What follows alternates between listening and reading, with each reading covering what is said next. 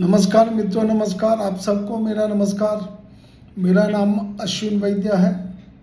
आज मैं आपको दो अच्छी बातें सुनाने जा रहा हूँ। सांसों का पिंजरा किस दिन टूट जाएगा। सांसों का पिंजरा किस दिन टूट जाएगा, यह मुसाफिर भी किसी राह में छूट जाएगा। यह मुसाफिर भी किसी राह में छूट जाएगा। अभी जिंदा हूँ तो बात कर लिया करो। अभी जिंदा हूँ तो बात कर लिया करो। क्या पता कब हमसे खुदा भी रूठ जाएगा। क्या पता कब हमसे खुदा भी रूठ जाएगा।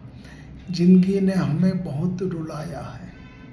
जिंदगी ने हमें बहुत रुलाया है, मगर हंसना भी इसी ने सिखाया है। मगर हंसना भी इसी ने सिखाया है।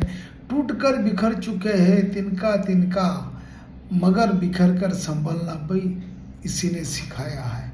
मगर बिखर के संभलना भी इसी ने सिखाया है। Thank you, thank you.